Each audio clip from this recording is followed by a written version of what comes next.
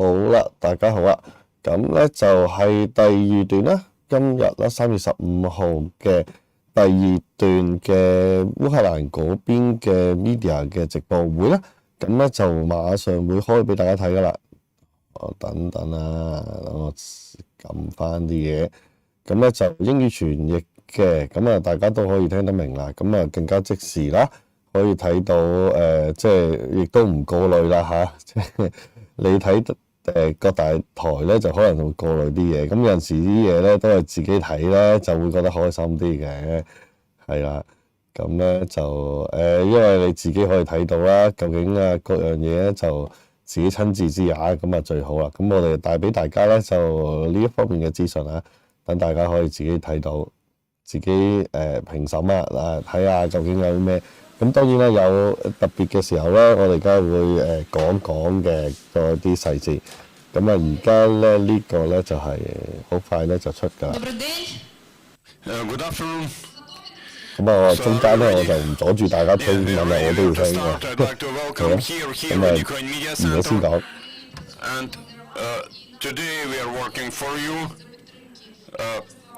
I'd like to remind you that we have been supported by the Ministry of Defense of Ukraine, Ministry of Internal Affairs. I would also like to thank the Skyloft Hotel where we are located and to thank the whole team which has been working on those briefings. Today, right now, I'd like to introduce our next speaker. He will tell you everything about how the State Emergency Service works during the martial law. Gennady Gerasimchuk, you're welcome. Gennady Gerasimchuk is the colonel of the State Emergency Service. Gennady, I'd like to ask you to cover first of all the current situation. I've been aimed at the following: rescue of people, eliminating fires, extinguishing fires, and elimination of other consequences of shelling in towns and villages, helping the civilians and local authorities in evacuation steps. State emergency service units within the day did more than 800 field trips, including more than 320 to eliminate consequences of shelling of civilian infrastructure in towns done by Russian troops. 53 persons have been rescued. On average, during the day, our fire and rescue units have about 650 trips. Our explosive experts have been engaged more than 90 times. They eliminated 50 kilograms of explosives and cleaned more than 2 hectares area. On the total, since the start of this war, 2,400 explosive items have been handled, including 379 aviation bombs, and more than 18 hectares have been cleaned. The enemy continues doing rocket and artillery shelling against infrastructure facilities in villages and towns. In particular, today, since 4 a.m., there has been mass-scale shelling in the city of Kyiv, which resulted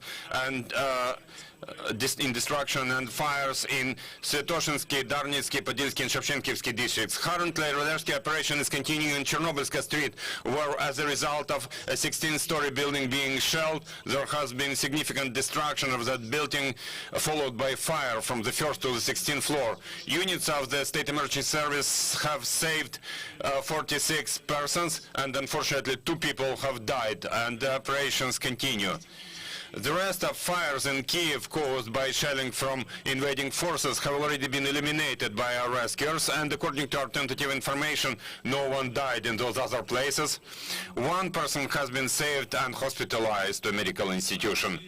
Also, during this last night, because of shelling in the city of Kharkiv, there were 2 large-scale fires, one of them in the territory of the Central Street Market, at about 2,500 square meters, and it has already been eliminated on the roof of the dermatology dispensary, and the fire has been localized. The operation, the mission continues. Those fires in the city of Kharkiv resulted in no one dying or injured. Also, our units continue rescue operations in sites previously destroyed by enemy shelling. say during the last day in city of Kharkiv, there have been 4 addresses handled and 1 person has been saved and rescued and 2 dead bodies have been found. Since the beginning of that work, 12 sites have been completely processed, 46 people have been saved, 10 people have been evacuated, and 54 dead bodies have been found. Search and rescue operations have been continuing in Antopil village in Rivne district. By now, our units have saved 9 people and 18 dead bodies have been found. At the border checkpoints in Zakarpattia, Volyn, Chernivtsi, and Lviv Oblast, our service, jointly with the Red Cross Society of Ukraine and local authorities, has helped more than 3,000 people. The State Emergency Service has deployed 83 tents to provide people with heating, and assistance has been provided to more than 287,000 people. Currently, 1,015 towns and villages have no electricity. And to provide electricity, the State Emergency Service has engaged mobile electricity supply generators, which provide electricity, first of all, to hospitals. The State Emergency Service has been providing assistance to the civilian population, including assistance with drinking water, for example, in Zakarpattia province, and technical water in Donetsk, Poltava, and Luhansk provinces. 122 tons of foodstuffs have been transported, 120 in Donetsk province and 2 tons in Luhansk province. Unfortunately, because of combat operations, 17 State Emergency Service officers have died, 32 have been injured, and 1 person is a prisoner of war. 1 person who was accompanying the buses evacuating people has been imprisoned by Russian invaders, and that officer has now been kept there. And now, unfortunately, our officer was returning from his shift in Brovary district. He was cycling there and he was shot dead by Russian invaders. Currently, to carry out our assignments, we have 14,000 people on duty around the clock and 3,000 units of special fighting and rescue equipment.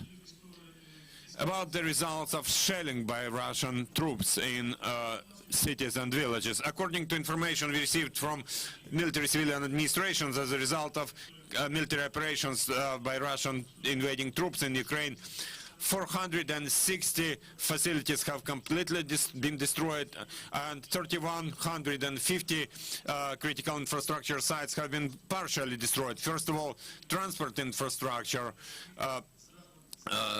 education, health facilities, residential buildings, utilities, social facilities, and other sites. Units of the State Emergency Service, jointly with military civilian administrations, have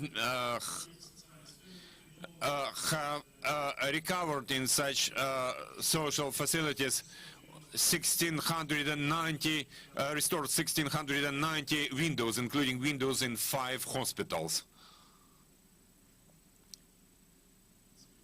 That's basically it. Now I'm ready to answer your questions, if any. If there are questions, there are no questions. So thank you, Gennady.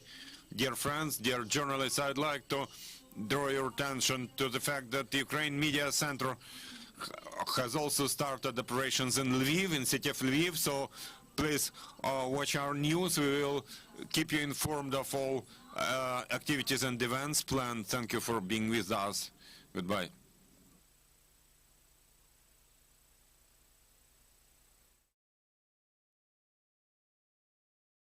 好啦，咁咧就呢一個咧就呢段咧就完咗噶啦。咁咧其實咧仲有下一個發佈會嘅，應該咧我已經係收到噶啦。我而家 check 下，如果有咧就即刻咧完咗呢個直播之後，我轉嗰啲題目咧就即刻播俾大家睇下。咁啊，大家密切留意啦。好啦，呢段直播咧就去到呢度啦，拜拜。